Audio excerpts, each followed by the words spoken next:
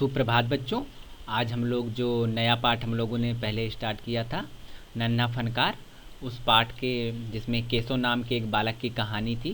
केशव और राजा अकबर के बीच में संवाद था, एक दोनों की बातचीत थी। तो केशव नाम का एक छोटा बच्चा था जो नक्काशी का काम करता था। तो जिस पाठ का हम लोग नाम है नन्हा फनकार, तो इस पाठ के आज कौन कौन से कठिन और नए शब्द हैं उनको पढ़ेंगे, उनका उच्चारण करेंगे और कुछ शब्दों के हम लोग अर्थ भी जानेंगे। तो जो भी कठिन एवं नए शब्द हैं उनको आपको अपनी नोटबुक में, हिंदी की जो पाठ्य पुस्तिका है उसमें 3-3 बार लिखना है, सुंदर अक्षरों से और सही सही लिखना है। और जो भी शब्दार्थ बताए जाएंगे उनको भी लिखना है अच्छे से। तो देखते हैं कौन कौन से कठिन एवं नए शब्द हैं और शब्दार्थ हैं। तो यहाँ पर देखिए कुछ कठिन एवं नए शब्द दिए गए हैं। तो इसमें आप लोगों को सबसे महत्वपूर्ण है कि मात्राओं का ध्यान देना है। मात्राओं को ध्यान देना है कि कौन सी मात्रा कहाँ पर प्रयोग की गई है।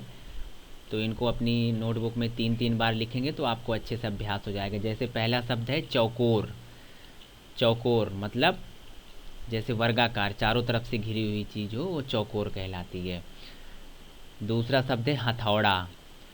तीसरा शब्द है यहाँ पे किरचें, जो पत्थर के छोटे छोटे टुकड़े होते हैं तो उसको बोलते हैं किरचें। तीसरा शब्द है संगत रास।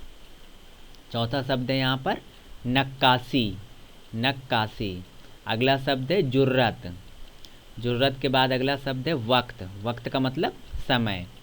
अगला शब्द है असहमति, यानी कि किसी बात से अगर हम संतुष्ट नहीं हैं, सहमत नहीं हैं, तो वो होती है असहमति। अगला शब्द है वयस्क। वयस्क का मतलब जो बड़े हो जाते हैं, समझदार जिनको बोलते हैं बड़े, जैसे कि 18 साल से ज़्यादा की उम्र के लोगों को अपने देश में वयस्क बोला जाता है, तो वे वयस्क। अगला शब्द है यहाँ पे फनकार। अगला शब्द है कायर। कायर का मतलब जो डरपोक होता है। अगला शब्द है असमंजस। असमंजस के बाद अगला शब्द है यहाँ पर त्योरियाँ। त्योरियों के बाद है इत्मीनान। क्या है अगला शब्द? इत्मीनान। इसके बाद है उत्सुक। उत्सुक के बाद है आहिस्ता। आहिस्ता का मतलब होता है किसी धीरे धीरे किसी काम को, जैसे कहते हैं कि काम को आहिस्ता करो या आहिस्ता बोलो, यानी धीरे धीरे बोलो। फिर अगला शब्द है शिल्पकार। शिल्पकार के बाद अगला शब्द है सल्तनत। सल्तनत का मतलब होता है कोई साम्राज्य होता है या किसी राजा की जहाँ पर हुकूमत होती है, तो बोलते हैं कि ये अकबर की सल्तनत है, यानी कि यहाँ वहाँ पर उसका अकबर का साम्राज्य, उसका शासन चलता है। जैसे इसके पहले एक शब्द आया था शिल्पकार। शिल्पकार का मतलब होता है कारीगर या मिस्त्री, जो किसी भी काम को करता हो, जैसे बर्तन बनाने वाला मिस्त्री हो गया, या जैसे केशव की कहानी आई है कि ये नक्काशी का काम करता है, तो वो शिल्पकार, जो भी कोई काम करता है, कारीगरी का काम करता है, मिस्त्री होता है। जैसे मकान बनाने वाला मिस्त्री होता है, उसको शिल्पकार बोलते हैं। तो यहाँ पर मैंने कुछ शब्दों के अर्थ बताए हैं और कुछ को आपको अभी अर्थ नहीं बताए हैं, तो हम लोग आगे देखेंगे कि कुछ शब्दों के अर्थ आगे बताए गए हैं। तो यहाँ पर इन जो शब्दों का मैंने उच्चारण किया है, तो इनको अपनी पाठ्य पुस्तिका में अच्छे से लिख करके आपको भी ज़ोर ज़ोर से घर पे उच्चारण करना है और कम से कम 3 बार लिखना है। मात्राओं का अच्छे से ध्यान रखना है ताकि हम लोग अगर हमारे परीक्षा में आते हैं तो गलत नहीं हो। देखते हैं आगे कौन कौन से शब्द हैं जिनके हम लोग अर्थ सीखेंगे आज। देखिए पहला शब्द है यहाँ पे नन्हा। नन्हा का मतलब क्या होता है? छोटा। दूसरा शब्द है फनकार। फनकार का मतलब होता है कलाकार, जो किसी काम में पारंगत हो, कला का काम कर रहा हो। फनकार का मतलब होता है कलाकार, वो किसी भी क्षेत्र का कलाकार होता है, हो सकता है। बुदबुदाना। बुदबुदाना का मतलब होता है धीरे से बोलना। तो बुदबुदाना को अगर हम लोग समानार्थी शब्द लिखेंगे तो किससे कर सकते हैं? आहिस्ता, जो कि पहले आया था। नक्काशी। नक्काशी का मतलब होता है पत्थर पर चित्र उतारना। जो भी पत्थर पे हम लोग कारीगरी करते हैं, कलाकारी करते हैं, चित्र बनाते हैं, तो उस काम को हम लोग बोलते हैं नक्काशी।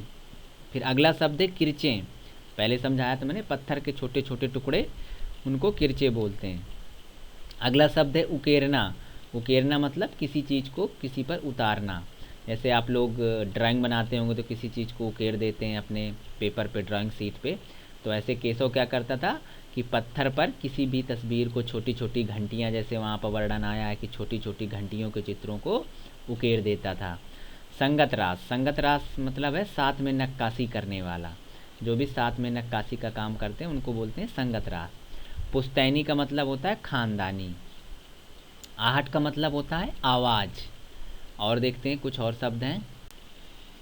अगला शब्द है तलखी से। तलखी से मतलब खींच कर या चिड़चिड़ापन, जिसको बोलते हैं कि चिड़चिड़ा जाते हो किसी शब्द से तो बड़ी तलखी से बोलते हो, तो उसको बोलते हैं तलखी से। खींच कर बोलना, गुस्से में बोलना, चिड़चिड़ा करके बोलना, वो होता है तलखी से।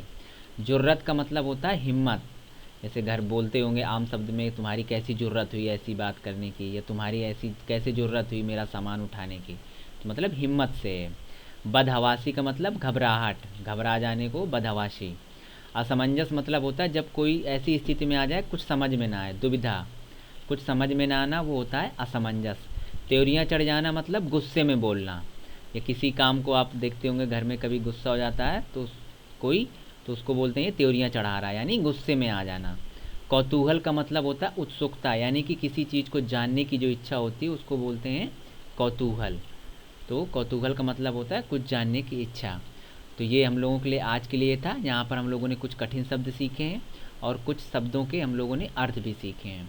तो कठिन शब्दों को कम से कम 3-3 बार लिख करके अपना अभ्यास करना है, और बिना देखे भी लिखने का इनको प्रयास करना है।